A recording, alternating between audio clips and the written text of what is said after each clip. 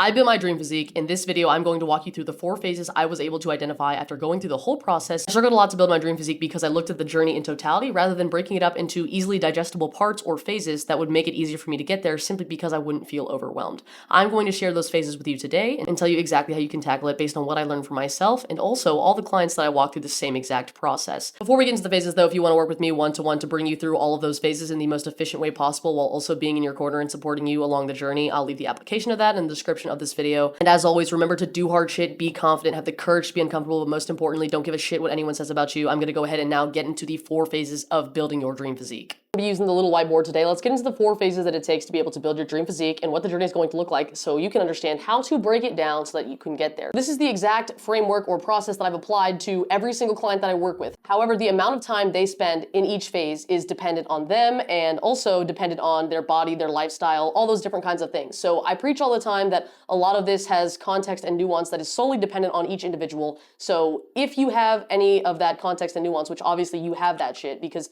you're your own fucking person, apply those things here.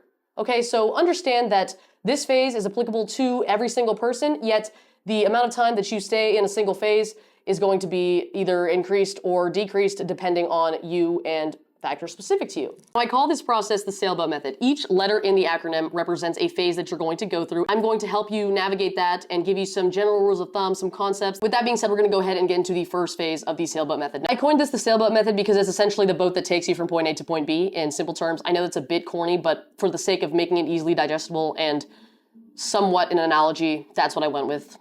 I know, okay, it's a bit corny, just forgive me, all right? So I'm going to start off with the first part of the acronym, which is going to be the S. The S in sailboat. So it's going to be set habits.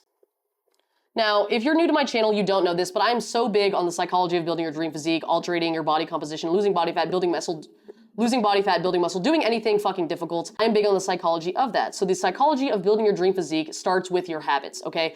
Why do you do the things that you do, whether they're good or bad? Look at them objectively. Sometimes we're not aware that we have bad ones. Other times we're aware of them and we just keep doing them anyways because we have no control, no willpower, or anything like that. I'm gonna tell you right now, I can't make that part any easier. You're just going to have to do it. I will tell you, however, though, once you do that and you deconstruct those bad habits, you will get where you want to be. So I'm hoping that that can maybe motivate you or spark the fire into your ass to get you to do something difficult, aka unwork those bad habits that you have.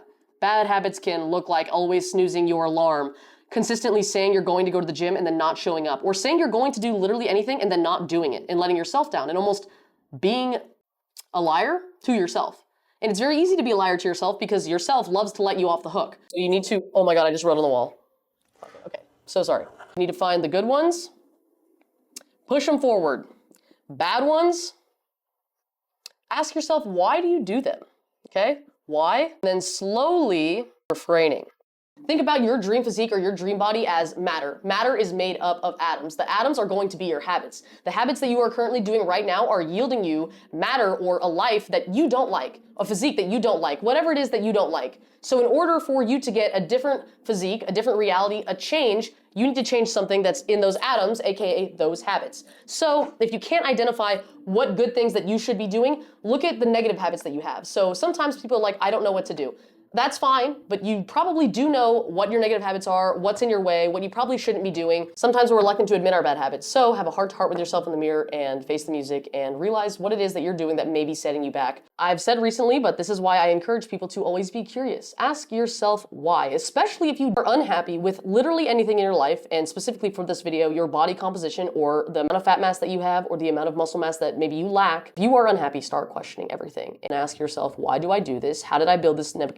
How did I form this negative habit and how am I going to stop? Here we have phase 2, which is going to be the A in the acronym of the SAIL method. This is going to be accelerating fat loss in order to build your dream physique. This is going to be important for a few different reasons. The more body fat we carry, the less athletic we are. Our endurance sucks. We're huffing and puffing trying to do things as simple as walking up the stairs or literally any small task where you're required to do any sort of physical activity. That's number 1, going to make you reluctant to do said physical activity and be more active. And number 2, it's going to make you inefficient at building muscle. And building muscle is going to be important, but it's something that we're going to focus on phase 3. Getting rid of the excess body fat that we carry is going to make us more efficient at building muscle. What this phase looked like for me and normally looks like for most of my clients is going to be increasing your activity level. Now, depending on where you're currently sitting with your activity level, there can be a million different things that you can do to increase these levels. It can be implementing a step goal. It can be implementing a form of cardio that you enjoy. Now, again, If you're reluctant to do cardio or you don't want to do it, I think that your health and wellness is something that's going to suffer in the long run, so forget worrying about building your dream physique, worry about avoiding death. Next thing is going to be structuring your nutrients. Now, I know majority of the world knows you need to eat less to weigh less, but again, like I preach all the time, there's more strategy and more method to the madness that needs to be implemented in order to lose body fat and build muscle, i.e. your dream physique. I'm gonna go ahead and venture to say that if you're watching this, you don't wanna be a smaller version of what you already are, you wanna be a completely different version of what you already are, and that's usually a different person as well as a person who has more muscle and has less body fat. In order to do that, you need to structure the food that you eat. So yes, putting yourself in a caloric deficit, majority of you guys are going to need to be in one, but structuring or manipulating the nutrients that you eat is going to manipulate the composition of your body. So it's not necessarily about going to the extremes of starving yourself or not eating anything or trying to eat as little as possible, but more so eating the right things.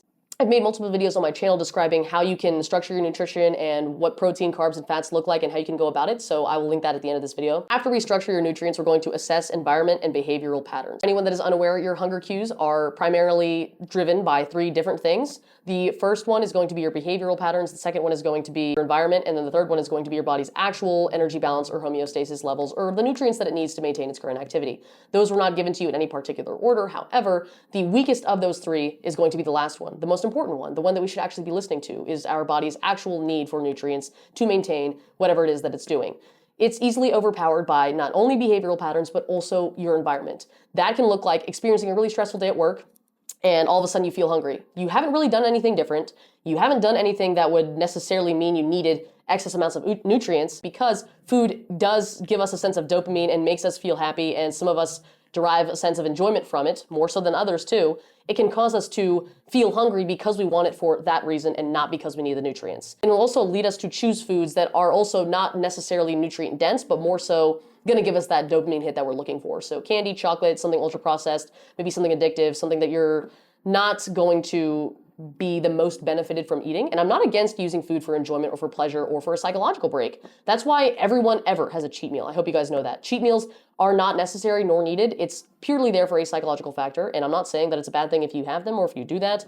I have cheat meals. So when we look at your environment and your behavioral patterns, we're gonna wanna deconstruct the things that could be negatively affecting your hunger cues. So your environment, if you're experiencing unnecessary amounts of stress, we're going to look at what we can cut out. So maybe cutting off people or responsibilities that aren't necessarily your fucking problem, but you maybe don't have the backbone to say no, you don't know how to stand up for yourself, you don't know how to prioritize what's really important, or you don't know how much stress can actually fuck with you.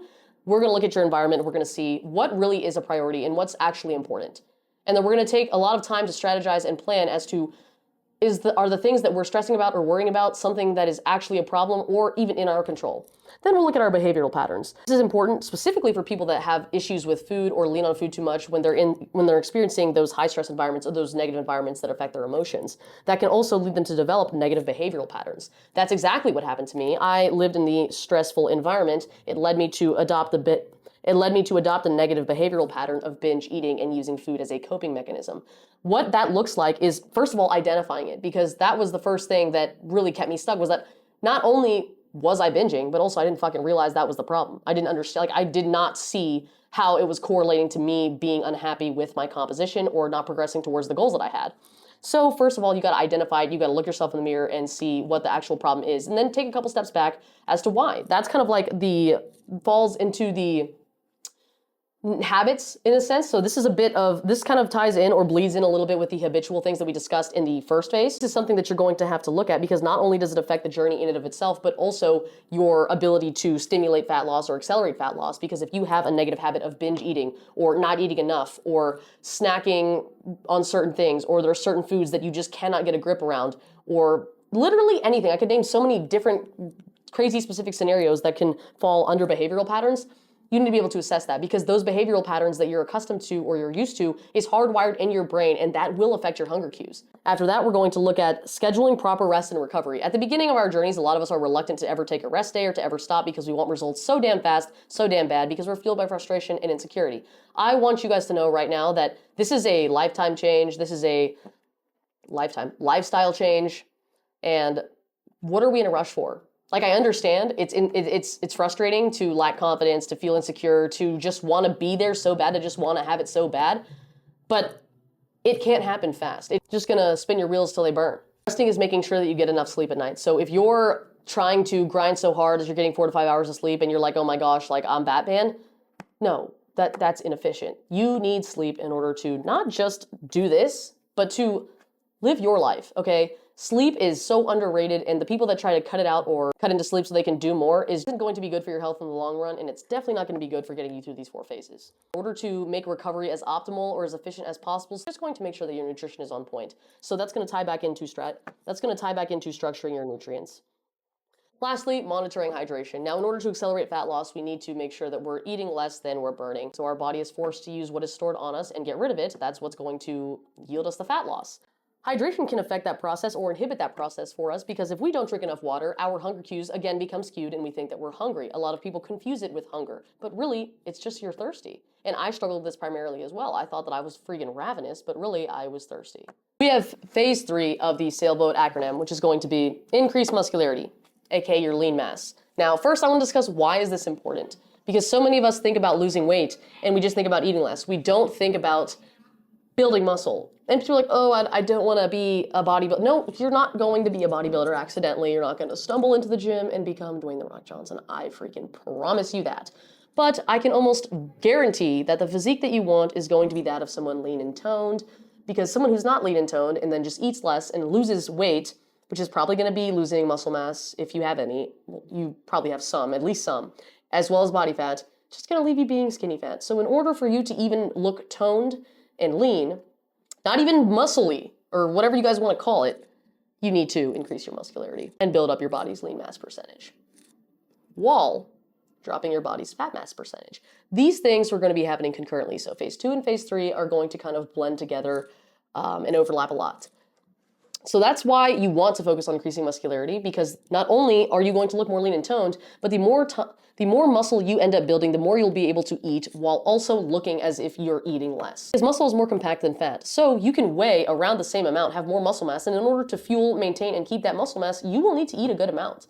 So if you don't want to sit here and be constantly restricting yourself and eating damn near nothing, focus on taking the time to, yes, lose fat, but also build muscle so that you can eat a lot. You can eat a fuck ton and still appear lean, appear toned, appear as if you're not eating a fuck ton.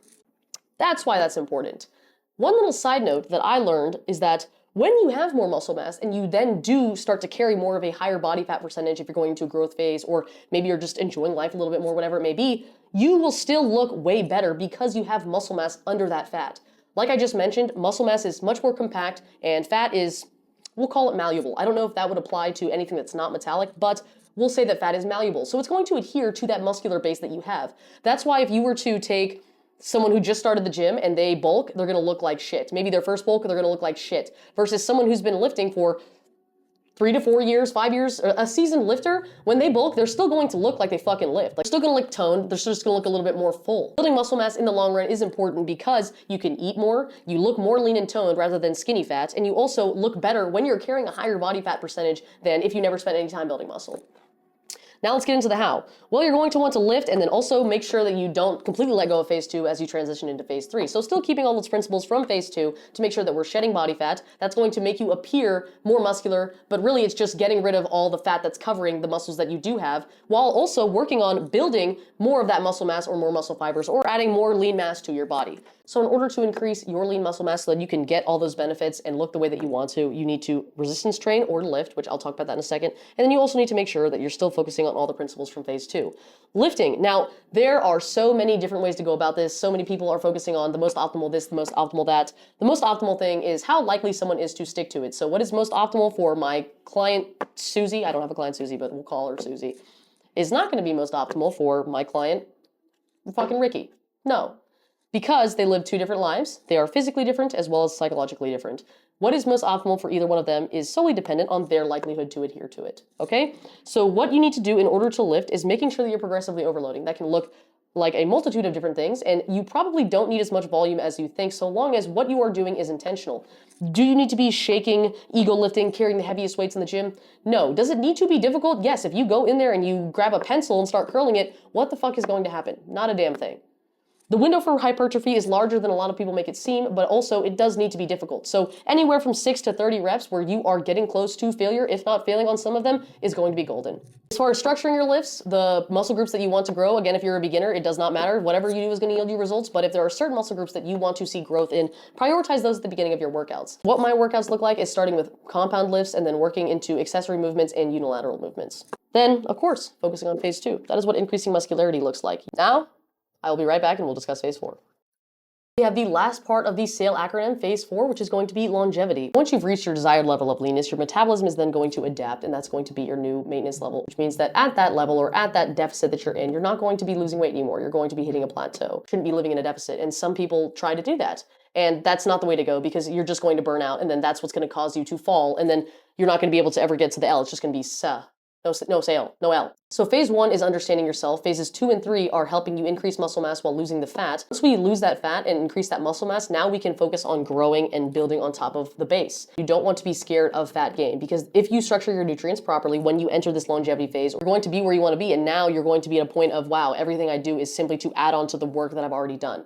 So now in that longevity phase, in order to keep what you've built, you're going to implement the same nutritional principles that we applied in phase 2, but here you're going to be slowly reintroducing more nutrients in order to build up your metabolism, start fueling that muscle mass that you've built, as well as giving you the energy to build more muscle mass. So those are the 4 phases that I went through when building my dream physique, and I also guide all my clients through it. You can't figure out how to manipulate your nutrition to alter your body composition, you're struggling building your dream physique, you're struggling with consistency, motivation, you need direction, you need strategy. I will leave the application to work with me one-to-one to guide you through all of these phases, keep track of all your data and all your metrics, and get you to point B in the most efficient way possible. In the description of this video, if you're a good fit and I do have spots available, I will personally reach out to you and let you know that I would love to be your coach. If you want to see more of me, know what I do on the day-to-day, what I'm currently training for, and more of my clients, I will leave my Instagram in the description of this video as well. By no means am I going to tell you this is easy, but I will tell you, you can do it.